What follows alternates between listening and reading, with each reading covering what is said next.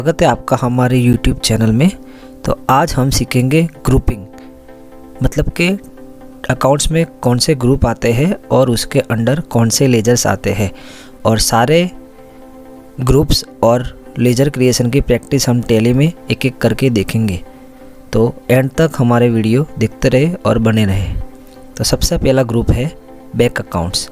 तो इस ग्रुप में सभी तरह के बैंक खाते का समावेश होता है, जैसे कि इसमें लेजर्स आएंगे ICICI का करंट अकाउंट हो गया, SBI का सेविंग अकाउंट हो गया, या फिर कोई भी बैंक का करंट अकाउंट, सेविंग अकाउंट या बैंक अकाउंट हो गया, उसका उस लेजरों का बैंक अकाउंट में समावेश होगा। तो अब हम इसकी टैली में प्रैक्टिस करेंगे और मैं आपको लाइव दिखाऊंगा कि टैली में कैसे इसका लेजर बनाया जाता है और इसको ग्रुपिंग कैसे सिलेक्ट किया जाता है।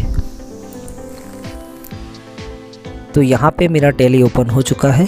तो मुझे जाना है यहाँ पे क्रिएट पे, वहाँ पे लेज़र पे, और एग्जाम्पल के तौर पे यहाँ पे मैं बना रहा हूँ ICICI करंट अकाउंट।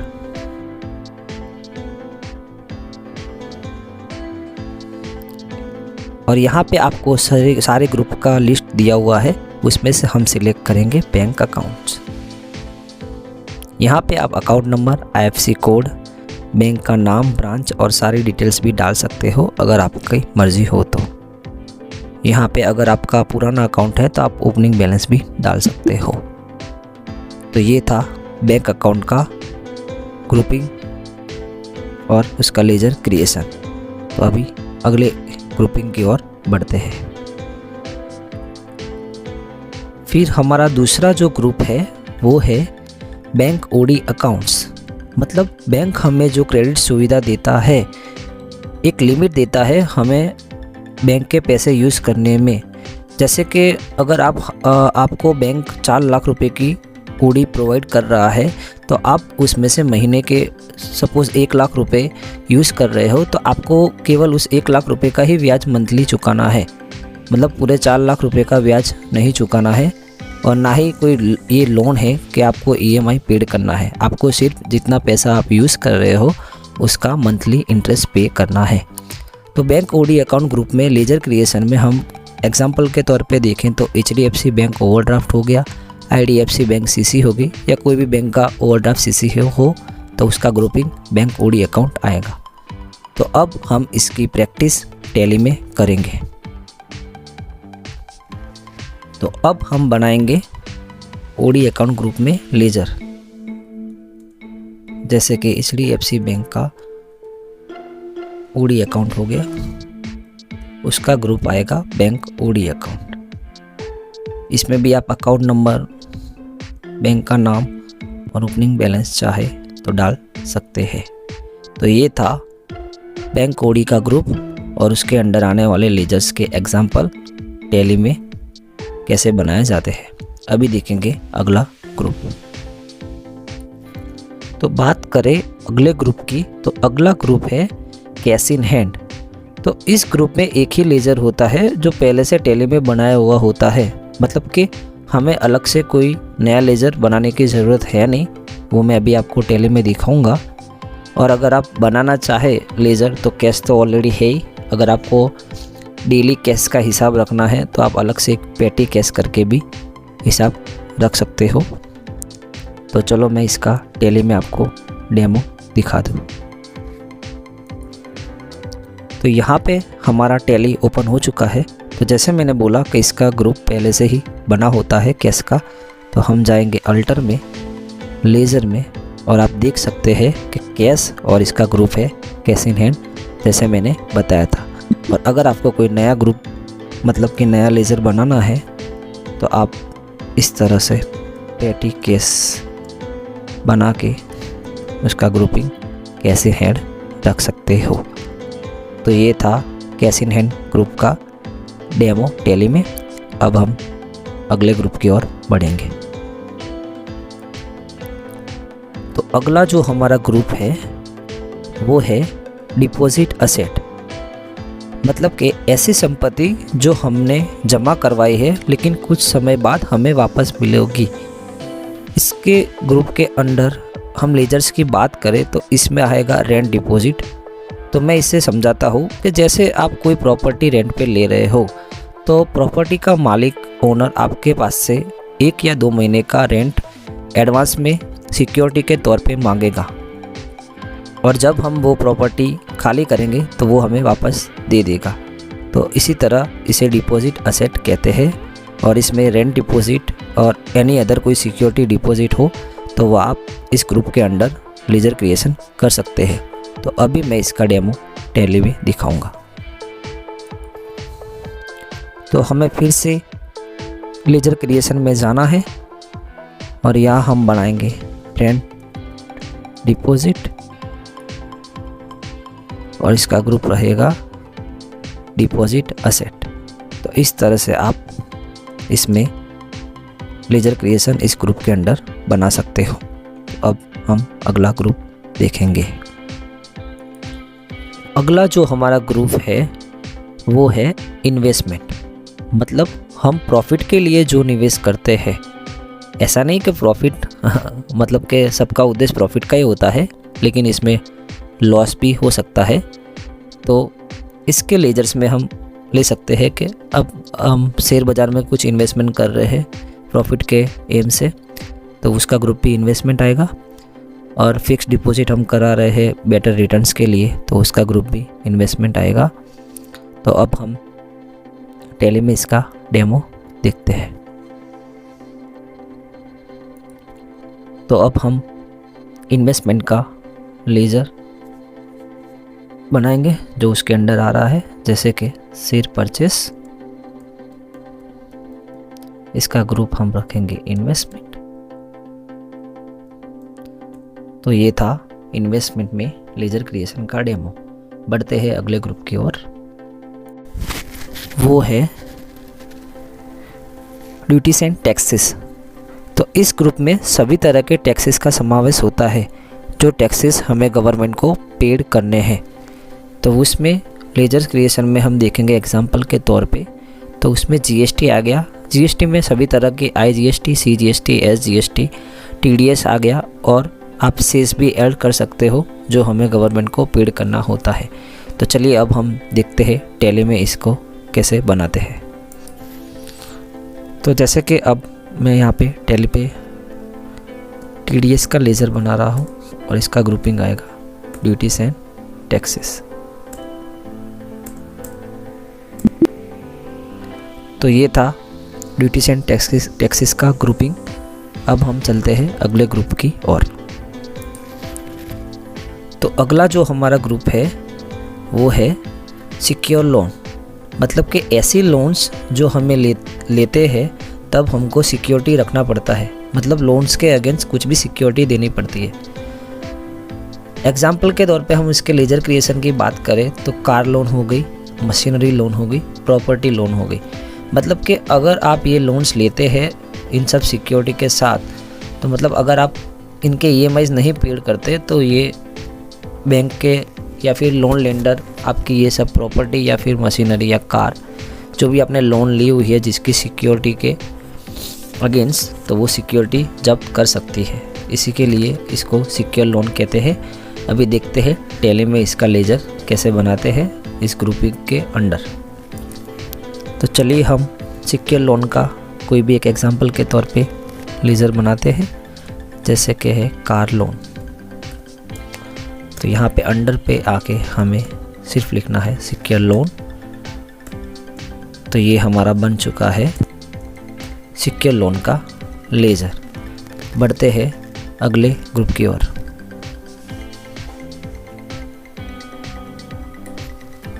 जो हमारा अगला ग्रुप है वो है अनसिक्योर लोन, मतलब कि ऐसे लोन्स जो हम लेते हैं तब हमको कोई सिक्योरिटी रखना नहीं पड़ता है। जैसे सिक्योर लोन में सिक्योरिटी होती है, इसी तरह अनसिक्योर लोन में हमें कोई भी सिक्योरिटी देनी नहीं पड़ती। इसके लेजर क्रिएशन के एग्जांपल्स की बात करें तो इसमें बजाज पर्सनल लोन हो गई, आईसीआईसीआई बिजनेस लोन हुई, या फिर कोई भी अनसिक्योर लोन हो गई, या फिर वो रिलेटिव्स की तरफ से या कुछ फ्रेंड या कोई पार्टी की तरफ से भी हमें मिल रही हो और उसकी सिक्योरिटी ना हो, तो वो भी अनसिक्योर लोन में ही आएगा। अब इसकी टैली में हम एंट्री देखते हैं। तो हम यहाँ पे बनाएंगे बजाज बिजनेस लोन,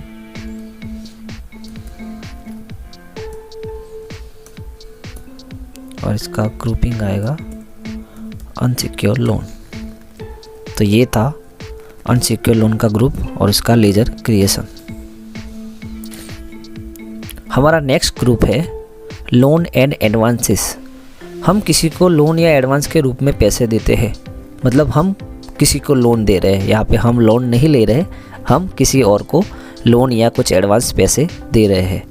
जैसे कि इसके लेजर क्रिएशन के एग्जाम्पल की बात करें तो हमने सुरेश को कोई लोन दिया हुआ है, या फिर हमारा TDS किसी के पास जमा है, हमें लेना है उसके पास से, या फिर GST हमारा डिपार्टमेंट के पास से जमा है, या फिर TDS जमा है। तो अब हम इसकी टैली में एंट्री करते हैं। तो हम यहाँ पे बनाएंगे लोन गिवन टू सुरेश और इसका ग्रुप रहेगा लोन एंड एडवांसेस। तो ये था लोन एंड एडवांसेस का ग्रुप। अगला ग्रुप देखते हैं। हमारा अगला ग्रुप है सेल्स अकाउंट, मतलब हम जो माल बेच रहे हैं या किसी भी टाइप का सेल हो गया, तो इस ग्रुप में सभी तरह के सेल्स के लेजर का समावेश होता है। एग्जाम्पल के तौर पे हम लेजर्स देखेंगे तो इसमें हमारा लोकल सेल हो गया, मतलब हमारा एक ही राज्य में विथ इन द स्टेट जो सेल होता है। अगर मैं गुजरात में हूँ और मैं गुजरात में ही सेल कर रहा हूँ तो लोकल सेल्स ऐसे बना सकता हूँ। इंटर स्टेट सेल्स, मतलब मेरे राज्य के, मेरे स्टेट के बाहर जो सेल कर रहा हूँ मैं।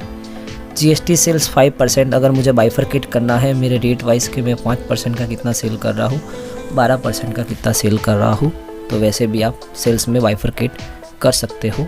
तो अभी इसमें टैली में हम देखेंगे कैसे क्रिएट करते हैं। तो अब हम बनाएंगे इसमें लोकल सेल्स, इसका ग्रुपिंग रखेंगे sales account. Type of ledger में हम नॉट एप्लीकेबल रखेंगे, और यहाँ पे आप GST डिटेल्स सब डालना चाहते हो तो डाल सकते हो। इसके बारे में मैं डिटेल वीडियो आगे बनाने वाला हूँ, तो बने रहे हमारे चैनल पे, ठीक है। तो ये रहा सेल्स का ग्रुपिंग का लेजर क्रिएशन। अभी हम देखेंगे अगला ग्रुप। तो हमारा अगला ग्रुप है परचेस अकाउंट, मतलब कि सभी तरह की खरीदी। तो इस ग्रुप में सभी तरह के परचेस के लेजर्स का समावेश होता है। जिस तरह हमने सेल्स के अलग अलग लेजर्स क्रिएट करे थे सेल्स के हेड में, इसी तरह हम परचेस के हेड में अलग अलग लेजर्स क्रिएट कर सकते हैं। जैसे कि लोकल परचेस हो गया, इंटर स्टेट परचेस हो गया। 5% वाला मुझे रेट वाइज अपना परचेस अलग अलग बाइफरकेट करना है, तो GST परचेस 5%, GST परचेस 12%। तो अब हम टैली में इसे क्रिएट करेंगे। तो यहाँ पे हम बनाएंगे परचेस GST, यहाँ पे ग्रुप रखेंगे हम परचेस। टाइप ऑफ लेजर में not applicable, GST applicable. Alter detail में अगर आप डालना चाहे तो यहाँ पे आप डाल सकते हैं डिटेल, और मैं प्रीफर करूँगा अभी आप ना ही डालें, आप फ़िलहाल सिर्फ ग्रुपिंग ही समझें। फिर आप यहाँ पे अपना गुड्स है या सर्विस हो, जो भी परचेस हो वो सिलेक्ट करके सेव करेंगे। तो ये था परचेस का ग्रुपिंग। अब देखते हैं अगले ग्रुप। तो अगला हमारा ग्रुप है सन्ड्री डेप्टर्स, मतलब कि हम जिसे माल बेच रहे हैं, जिसे हम उधार में माल बेचते हैं और जिसके पास से हमें पैसे लेने हैं। तो जिस तरह हमारी फैमिली में हमारा कुछ रिलेशन होता है, इसी तरह अकाउंट में भी एक रिलेशन होता है। जिसे हम उधार माल बेचते हैं तो उसका हमारा रिश्ता क्या हुआ, वो हमारे लिए क्या हुआ, तो वो हमारे लिए सन्ड्री डेप्टर्स होगा। और उसके एग्जाम्पल के लेजर्स में हम देख सकते हैं कि हमें ABC प्राइवेट लिमिटेड को अगर मैंने कुछ सेल किया है, दीपक एंटरप्राइज को कुछ सेल किया है और उसके पास से पैसे लेने बाकी है, तो उस तरह के लेजर क्रिएशन में सन्ड्री डेप्टर के अंडर बना सकता हूँ। तो हम टैली में बनाएंगे। जैसे कि हम यहाँ पे बना रहे हैं ABC प्राइवेट लिमिटेड, और इसका ग्रुपिंग रहेगा सन्ड्री डेप्टर्स। यहाँ पे फिर आप फर्दर डिटेल डाल सकते हैं, उसका एड्रेस, स्टेट, कंट्री कोड, उसका रजिस्ट्रेशन टाइप, जीएसटी नंबर वगैरह वगैरह। तो ये था डेबिटर का ग्रुप। अगला हमारा ग्रुप है सन्ड्री क्रेडिटर। तो जिस तरह हम जिसको माल बेचते हैं उसे सन्ड्री डेबिटर्स कहते हैं, इसी तरह हम जिनके पास से हम उधार में माल खरीदते हैं और उसको हमें पैसे चुकाने होते हैं, तो हमारा एक वो संबंध हो गया कि वो मेरे लिए क्या होगा, तो वो मेरे लिए सन्ड्री क्रेडिटर होगा। ध्यान रखिएगा कि ये आपके दोनों मिक्सअप ना हो जाए। कई बार सब आप नया नया सीखते हो तो सन्ड्री डेबिटर्स और क्रेडिटर में आपको कन्फ्यूज़न हो सकती है। तो आप सिर्फ इतना ही याद रखें कि आप जिसके पास से परचेस कर रहे हो वो आपका क्रेडिटर हुआ और जिसको आप सेल कर रहे हो वो आपका डेबिटर्स हुआ। इसके एग्जाम्पल लेजर्स में आप देखेंगे XYZ प्राइवेट लिमिटेड से मैंने कुछ ख़रीदा है तो वो मेरे लिए क्रेडिटर हुआ। रमेश ट्रेडर से मैंने कुछ ख़रीदा है तो वो भी मेरे लिए क्रेडिटर हुआ। अब हम टैली में देखेंगे, तो हम टैली में बनाएंगे रमेश ट्रेडर्स और इसका ग्रुपिंग होगा सन्ड्री क्रेडिटर, क्योंकि हमने इसके पास से माल परचेस किया है। फिर आप और माहिती कुछ भी डिटेल्स हो तो डाल सकते हो। तो ये था क्रेडिटर। तो अब हमारा ग्रुप है डायरेक्ट इनकम, मतलब कि जो हमारी मेन इनकम है, हम कुछ गुड्स का ट्रेडिंग नहीं कर रहे हैं तो यहाँ पे हम सेल्स अकाउंट नहीं बनाएंगे, हम यहाँ पे बनाएंगे डायरेक्ट इनकम। ये ज़्यादातर सर्विस इनकम में यूज़ होता है। जैसे कि इसके एग्जांपल देके हम लेजर्स के, तो मशीन रिपेयरिंग हो गई तो जो मेरी डायरेक्ट इनकम है, फ़ोटोग्राफी अगर हो गई तो वो सब मेरी डायरेक्ट इनकम है, तो उसका ग्रुप डायरेक्ट इनकम होगा लेजर क्रिएशन में। तो हम टैली में अब बनाएंगे। तो अब हम यहाँ पे बनाएंगे जैसे कि फोटोग्राफी इनकम और इसका हेड रहेगा डायरेक्ट इनकम। और यहाँ पे अगर आप जीएसटी एप्लीकेबल है तो वो सब डिटेल्स डाल सकते हैं अल्टर डिटेल में यस करके। तो ये था डायरेक्ट इनकम का ग्रुप। तो अगला जो हमारा ग्रुप है वो है इनडायरेक्ट इनकम, मतलब कि डायरेक्ट इनकम और सेल्स के अलावा, बिजनेस के अलावा जो दूसरे सोर्स से हमारी इनकम हो रही है तो वो हमारी इनडायरेक्ट इनकम हुई। इस ग्रुपिंग के हम एग्जांपल देखेंगे लेजर्स के। तो इसमें रेंट इनकम हो गई और इंटरेस्ट इनकम हो गई, या फिर कमीशन इनकम, या फिर और कोई अन्य इनकम हो गई जो हमें बिजनेस के अलावा मिल रही हो। तो अब हम इसका लेजर क्रिएशन टैली में और इसका ग्रुप सिलेक्ट करेंगे। ये हमारा टैली ओपन हो चुका है। हम यहाँ पे बनाएंगे रेंट इनकम और इसका अंडर ग्रुपिंग रहेंगे हम इनडायरेक्ट इनकम्स। यहाँ पे अगर आप जीएसटी एप्लीकेबल हो, अगर रेंट का इनकम का सेल जीएसटी के अंडर बना रहे हो तो डिटेल्स डाल सकते हो। फ़िलहाल के लिए मैं यहाँ पे कुछ नहीं डाल रहा हूँ। तो ये था इनडायरेक्ट इनकम का ग्रुप। हमारा अगला ग्रुप है डायरेक्ट एक्सपेंसेस, मतलब ऐसे खर्चे जो बिजनेस चलाने के लिए हम करते हैं, लेकिन अगर वह नहीं करते फिर बिजनेस भी चलता नहीं है, मतलब इसके बगैर हमारा बिजनेस चलेगा ही नहीं। जो खर्चे हमारे बिजनेस को डायरेक्टली इफ़ेक्ट करते हैं उसे डायरेक्ट एक्सपेंसेस कहते हैं।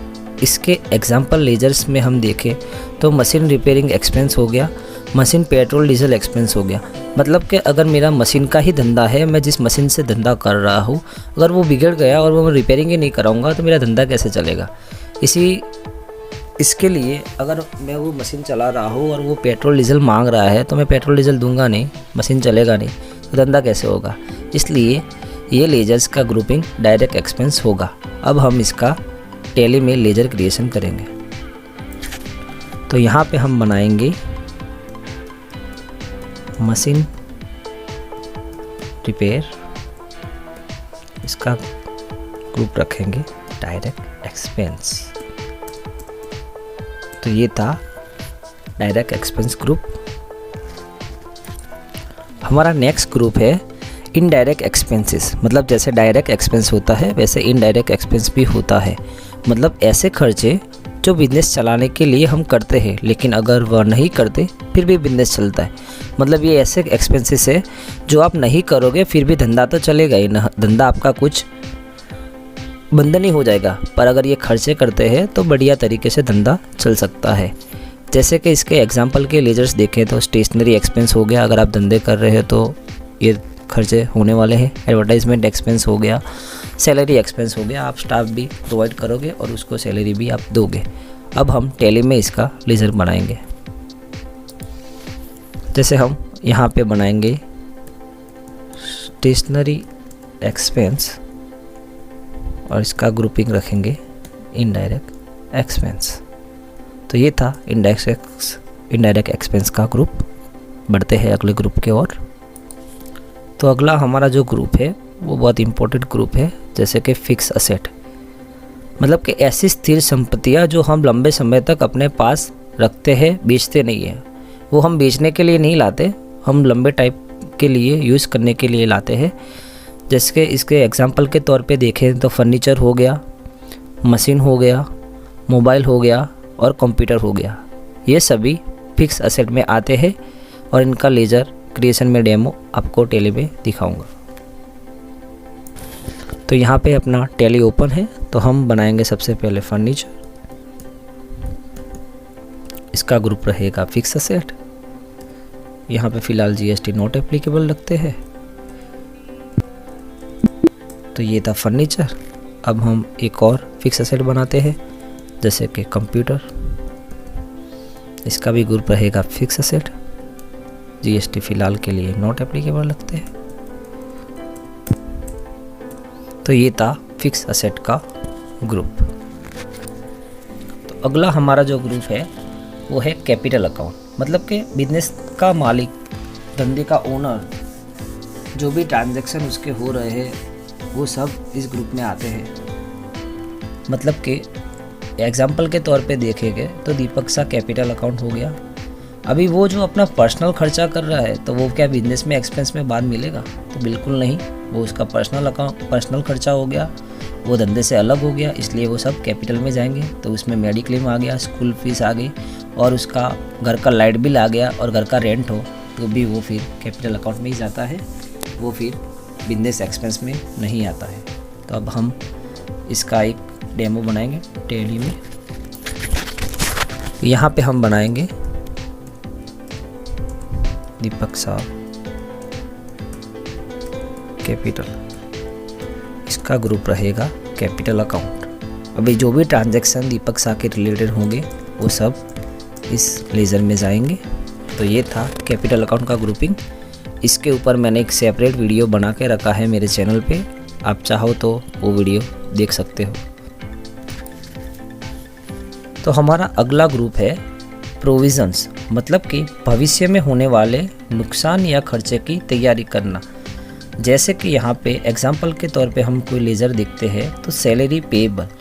मतलब कि अगर मार्च 2023 की अगर किसी को सैलरी चुकानी है तो हम 31 मार्च को थोड़ी उसकी सैलरी पेड कर देंगे, हम उसके अगले 10 दिन में, मतलब कि 1 अप्रैल से 10 अप्रैल के बीच अगर पेमेंट करते हैं तो हमें पता है कि हमें मार्च की सैलरी अप्रैल में चुकानी ही है, तो उसका हम पहले से अनुमान कर लेते हैं। मतलब भविष्य में जो खर्चे बुक होने वाले हैं वो हम अनुमान कर लेते हैं और हम उसकी एंट्री करते हैं, उसे प्रोविज़न कहते हैं।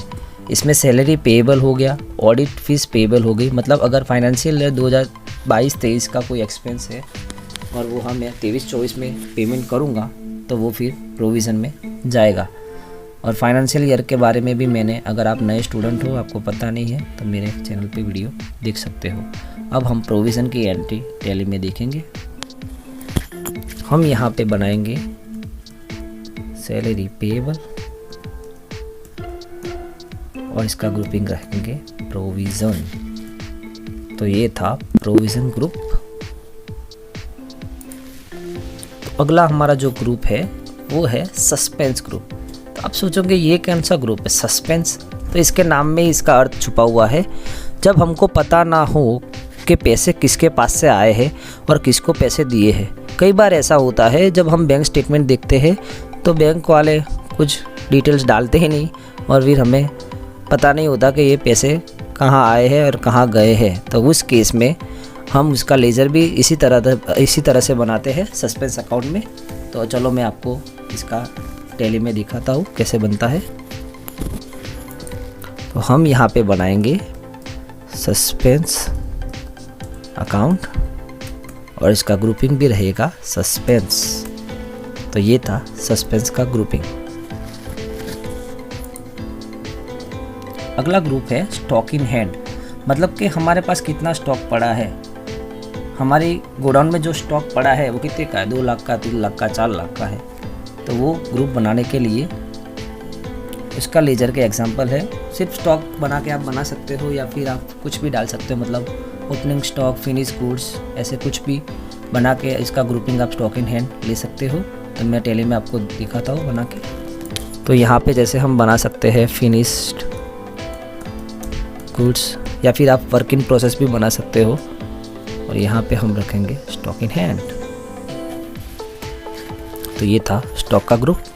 बढ़ते हैं अगले ग्रुप की ओर। अगला ग्रुप है करंट असेट्स, मतलब ऐसी संपत्तियाँ जो कभी बढ़ती है और कभी घटती है और हम उसे एक साल में कभी भी कैश में ट्रांसफ़र मतलब रूपांतरित कर सकते हैं। जैसे कि इन सब का कुछ लेजर नहीं बना सकते, अगर चाहे तो बना भी सकते हो, लेकिन इन सब के लेजर ऑलरेडी इंक्लूड हो जाते हैं इन नीचे दी गए लेजरों में जो इनके सब ग्रुप है। जैसे कि cash in hand, sundry debtors, loan and advances और स्टॉक इन हैंड। अभी मैं आपको दिखाऊंगा कि टैली में इस हेड के अंडर ये आपको दिखाई देंगे और ये इसके सब ग्रुप है। तो चलो हम देखते हैं टैली में।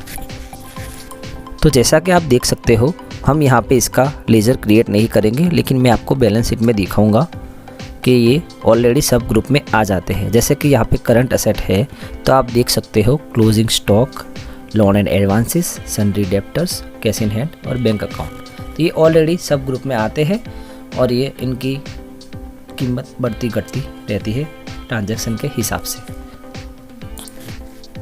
तो अभी हमारा लास्ट ग्रुप है करंट लायबिलिटीज़, मतलब ऐसी जिम्मेदारियां जो कभी बढ़ती है और कभी घटती है। जैसे करंट एसेट में होता है वैसे ही करंट लायबिलिटीज़ में होता है, और हमें ये सब लायबिलिटी, ये जवाबदारियां, जिम्मेदारियां एक साल में ही चुकानी होती है। इसकी लेजर्स की बात करें तो इसके भी सब ग्रुप्स होते हैं, जैसे कि सन्ड्री क्रेडिटर्स हो गए, प्रोविजंस हो गए, लोन्स लायबिलिटीज़ हो गई और स्टॉक इन हैंड हो गया। तो ये भी मैं आपको टैली में एक बार दिखा देता हूँ। तो जैसा कि मैंने करंट असेट में आपको सब ग्रुप दिखाए थे, इसी तरह आप देख सकते हो कि करंट लायबिलिटीज़ में भी ड्यूटीज़ एंड टैक्सेस, प्रोविजंस और सन्ड्री क्रेडिटर्स है। तो इसके भी सब ग्रुप होते हैं और इनकी भी कीमत बढ़ती घटती रहती है ट्रांजैक्शन के हिसाब से। तो ये था पूरा ग्रुपिंग और लेजर, मतलब कि कौन से लेजर के अंडर कौन सा ग्रुप आता है, इसका क्या मतलब होता है। और टैली में इसकी डेमो एंट्री करके भी मैंने दिखा दी है। तो मैं आपको एक PDF भी इसके लिए प्रैक्टिस के लिए नीचे डिस्क्रिप्शन में दे दूंगा। तो आप बढ़िया से प्रैक्टिस करिए और बार बार प्रैक्टिस करिए जब तक आपका कॉन्फिडेंस अप नहीं आ जाता। और ऐसी तरह हमारे ऐसे वीडियोस देखने के लिए आप सब्सक्राइब करें हमारे चैनल GST अड्डा को। थैंक यू हमें देखने के लिए और सुनने के लिए।